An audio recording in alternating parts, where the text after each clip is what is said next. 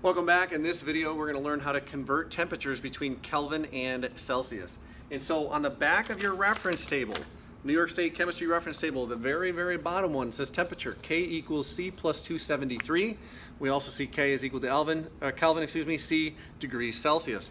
And so Kelvin is basically the one that has absolute zero, goes all the way down to the lowest point where you can actually have motion existing in theory.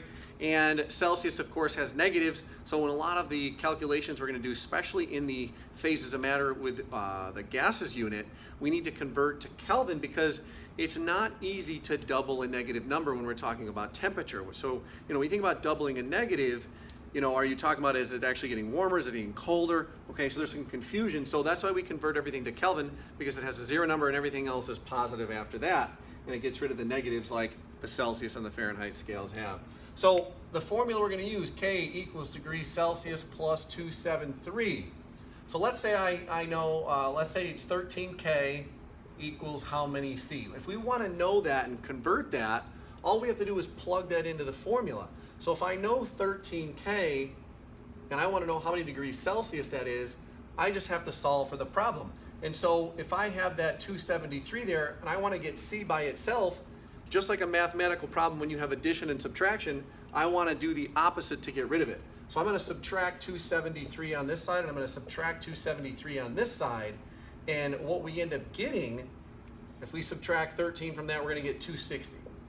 Okay? So 13K is equal to 260 degrees Celsius. Okay? Or excuse me, negative 260 degrees Celsius. And so, because if we added that in, if we added 273 back to that, we'd get our 13. So if I want to go from Kelvin to Celsius, so if we're going from Kelvin to Celsius, we're going to subtract 273. Okay, we're going to subtract 273 from our Kelvin value. Now, if we look at it the other way around, let's say I had, I want to know I want to know what Kelvin is equal to 20 Celsius. So let's say you get a question, and the question says, the temperature starts out at 20 degrees Celsius and doubles. And so we want to know what that is in Kelvin for the sake of correlations with, Charles' law and, other gas laws. And so if I plug that in, 20 plus 273. So if I go from Celsius, degrees Celsius, to Kelvin, instead of subtracting, I'm going to add 273. So all I got to do, again, following my formula, K equals degrees Celsius plus 273, I'm just going to add 20 onto that, simply enough, 293K. And so just to throw these numbers into, again, perspective, I mentioned doubling Celsius. Now, if we take a look at that, I'm going to come over here, and let's say we're at 20 degrees Celsius. Okay, I'm going to put a little box over here. We're going to separate it out. 20 degrees Celsius versus, notice 293 is my comparison, 293K, because 20 degrees Celsius and 293K are really the same temperature. They're just two different scales.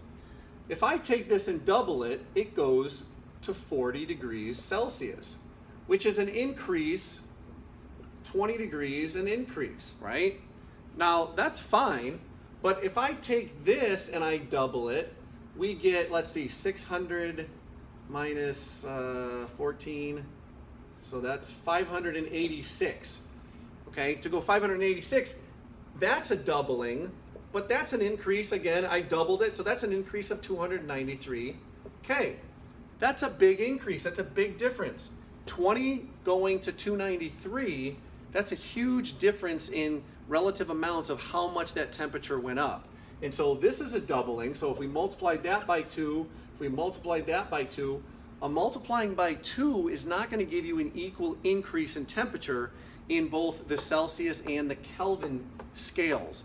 That's why when we do gas laws, we got to go with Kelvin, because it makes it so that we are all in a consistent value. The other thing to consider is if I used, let's say we started at 0 degrees Celsius, but it says the temperature doubles. How do you double 0? Okay, if you double 0, you get 0, right? But in reality, times 2 is going to be 0, but in reality in Kelvin is 273. 273 is a number that we can double. Okay, that's something that we can play around with. And so that's why, again, we have to use this formula. K is equal to degree C plus 273. So hopefully you found some benefit from this temperature conversion video. If you have any questions or comments, leave them below. And be sure to take action on your chemistry. Ask your teacher for any help. Send them an email. Don't be afraid to ask questions in class if you're not one of my students, even if you are one of my students. But ask questions of your teacher. Get that help that you need. Make sure you use this reference table in the resource, because a lot of the formulas you're going to need are on this back page on Table T. Again, this has been Mr. Gardner with chemistry, and I look forward to seeing your success in the schoolroom.